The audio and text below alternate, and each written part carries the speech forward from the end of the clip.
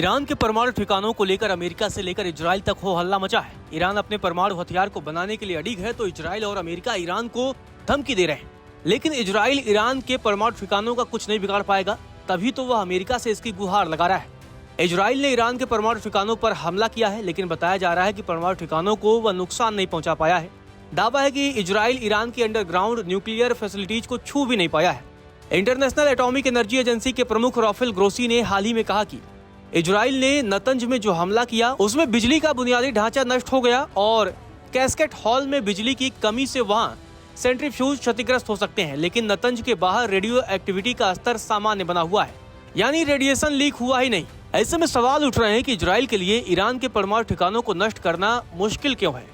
Iran के परमाणु केंद्र जैसे नताज, फोर्दो और अराक इजराइल से करीब 1500 से 2000 किलोमीटर की दूरी पर है।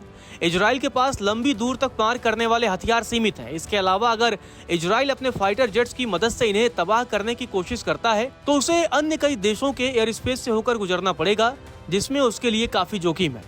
दूसरे देशों की तरह ईरान ने अपने परमाणु ठिकानों को जमीन से कई मीटर नीचे गहराई में बनाया है। ईरान ने इन्हें पहाड़ों की गहराई में बनाया हुआ है। ऐसे में ठिकानों तक पहुंच और भी ज्यादा मुश्किल हो जाती है। भूमिगत ठिकानों को तबाह करने के लिए बंकर बस्टर बमों की जरूरत होती है, जो इजराइल के पास कम है और इनकी क्षमता भी सीमित है। अमेरिका के पास ऐसे बमों की कोई कमी नहीं है, लेकिन जानकार मानते हैं कि अमेरिका इजराइल को इन्हें देकर सीधे लड़ाई में नहीं पड़ना चाहेगा। यही वजह है कि अमेरिका में इजराइल के राजदूत एचियल लीटर ने कहा कि ईरान के फोर्दो परमाणु साइट पर सिर्फ अमेरिका ही हमला कर सकता है। उन्होंने कहा कि अमेरिका ही फोर्दो न्यूक्लियर साइट पर हमला करने के काबिल है। सिर्फ अमेरिका के पास ऐसा बम है जो इतनी गहराई तक पहुंच सकता है। राजदूत लीटर ने अभी कहा कि आने वाले दिनों में ईरान पर और बड़ा हमला हो सकता है। उन्होंने कहा कि गुरुवार या फिर शुक्रवार को कुछ ऐसा होगा जो बाकी सारे ऑपरेशन को मामूली बना देगा। गौरतलब है कि ईरान का फोर्दो न्यूक्लियर साइट ईरान के कोम शहर के पास पहाड़ों के नीचे गहराई में बना हुआ है। इसमें एडवांस सेंट्रीफ्यूज लगे हुए हैं जो यूरेनियम को शुद्ध करते हैं। परमाणु हथियार बनाने के लिए यूरेनियम का कम से कम 90% तक शुद्ध होना जरूरी है।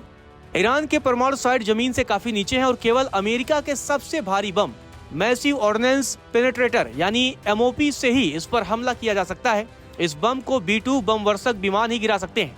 अमेरिका ने अपने सबसे घातक बम बरसाने वाले विमान B-2 स्पिरिट बॉम्बर का 30% फ्लीट हिंद महासागर में एक छोटे से द्वीप डिएगो गार्सिया में तैनात कर रखा है। 29 मार्च को अमेरिका के प्लैनेट लैब्स ने कुछ तस्वीरें सैटेलाइट जारी की थी।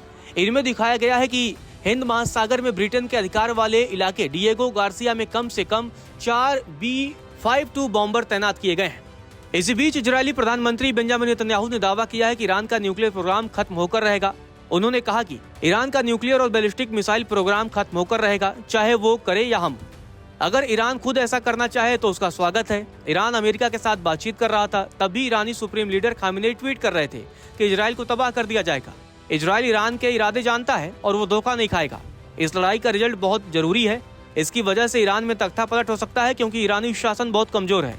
इजराइल मिडिल ईस्ट का चेहरा बदल रहा है। ईरान में बड़े बदलाव हो सकते हैं। हालांकि बिना अमेरिका के सपोर्ट के इजराइल के लिए ऐसा करना बहुत मुश्किल है। ईरान के न्यूक्लियर फैसिलिटीज को उड़ाना है तो उसमें अमेरिका को आना पड़ेगा। उतने बड़े बम और उतने बड़े एयरक्राफ्ट इजराइल के पास नहीं है, जो कि ईरान के माउंटेन्स यानी पहाड़ों के अंदर जो इनका न्यूक्लियर फैसिलिटी है वो उसको उड़ा दे। तो जब तक अमेरिका साथ नहीं आएगा तब तक इजराइल के लिए ये संभव नहीं है। नमस्कार, मैं हूं मानक गुप्ता। अगर आपको हमारा ये वीडियो पसंद आया हो तो इसे लाइक और शेयर जरूर करें, और हाँ, हमें सब्सक्राइब और फॉलो करना ना भूलें ताकि आप देश और दुनिया की कोई खबर मिस ना करें। तो जुड़े रहिए हमारे साथ और देखते रहिए न्यूज़ 24।